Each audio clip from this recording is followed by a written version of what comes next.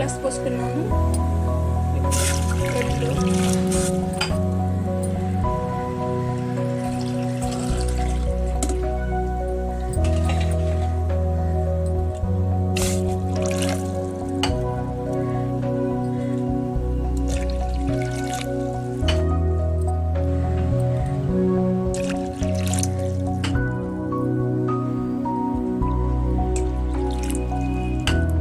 నేనైతే ఒక 6 గ్లాసుల వరకు నీరు తీసుకున్నాను.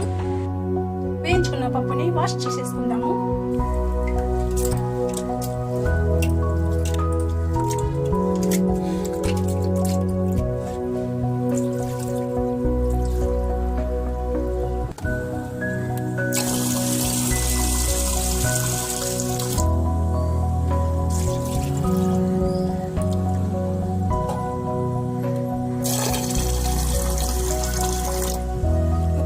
నానబెట్టుకుందాం. ఒక 10 నిమిషాలు నాననివ్వాలి. ఇప్పుడు ఒక 6 గ్లాసుల నీళ్ళు పోసుకున్నాము కుక్కర్లో. ఇప్పుడు మనం కొంచెం కల్లుప్పు వేసుకుందాం. నేనైతే 1 స్పూన్ వేసుకుంటున్నాను. ఇప్పుడు నీళ్ళలోకి రైస్ వేసుకుందాం.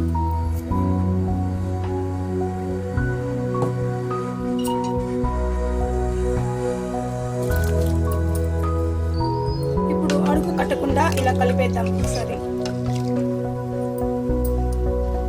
నేనైతే కుక్కర్లో పెడుతున్నాను. ఒక 2 విజిల్స్ వచ్చేదాకా పెడుతున్నాను. మీరైతే ఒక కడాయిలో కూడా పెట్టుకోవచ్చు. ఇప్పుడు మూత పెట్టేసుకుందాం. మూత పెట్టేసుకున్నాను. ఒక 2 విజిల్స్ వచ్చేదాకా మనం వెయిట్ చేద్దాం. ఒక కడాయి పెట్టేసుకుందాం. ఇప్పుడు తాలింపు చేసుకుందాం. విజిల్స్ వచ్చేదాకా మనం ఫ్రై చేసుకుందాం. స్టవ్ వెలిగించుకుందాం. వేసుకుంటున్నాను. ఒక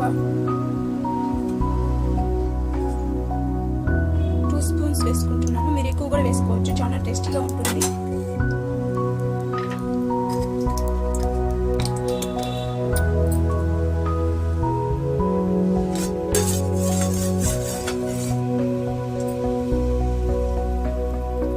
ఒక 3 పచ్చిమిర్చి వేసుకుందాం.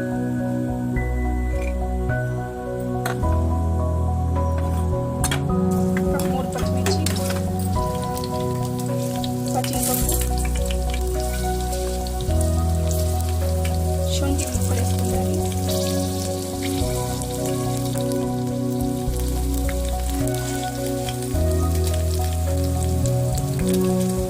కొద్దిగా మిరియాలు వేసుకుందాం. ఒక 1/2 స్పూన్ జీలకర్ర వేసుకుందాం.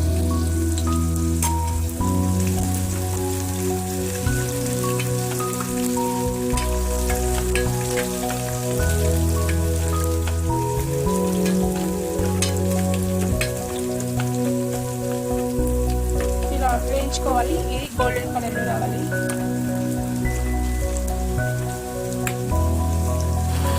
కరివేపాకు వేసుకుందాం.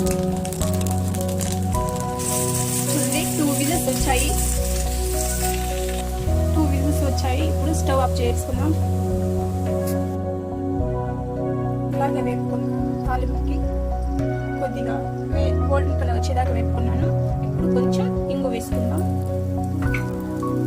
నేనైతే కొద్దిగా పసుపు వేసుకుంటున్నాను. మీకు కావాలంటే వేసుకోవచ్చు, లేకపోతే స్కిప్ చేయొచ్చు.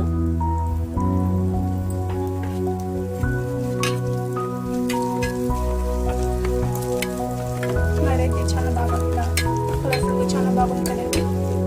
ఇప్పుడు స్టవ్ ఆఫ్ చేసుకుందాం. చూడండి ఇలా ఉండాలి పొంగల్, గట్టి పొంగల్. ఇది చూడండి పొట్టెత్తుకొని ఉడికి చేసి చూద్దాం. చూడండి గట్టిగా బాగా ఉడికిపోయింది. ఇలా బాగా కలిపేసుకున్నాం.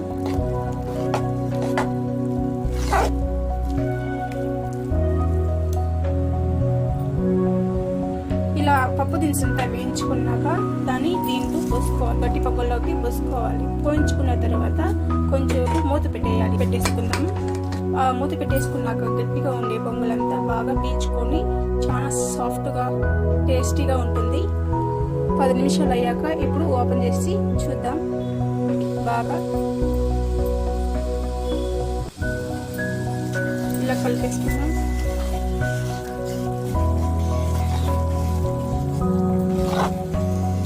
గట్టి పొంగల్ రెడీ అయిపోయింది. ఇలా ఉండాలి, ఇలా ఉంటేనే గట్టి పొంగల్. గట్టి పొంగల్ తినడానికి చాలా మంది ఇష్టపడతారండి.